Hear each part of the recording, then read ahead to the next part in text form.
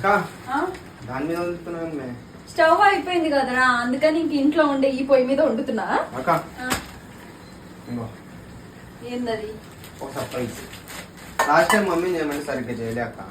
అది ఈసారి నువ్వన్నా మంచిగా చేస్తావు. మళ్ళీ చేసినావు కానీ అసలు ఏందది? లోపల చూస్తే దడుచుకుంటావు. మంచిగా వండాలి, నేను అడిగిన స్టైల్లోనే చేయాలి. ఇది స్ప్లిట్. సరే మంచిగా చెయ్యి. ఛాలెంజ్ మాత్రం నన్ను అడగదు.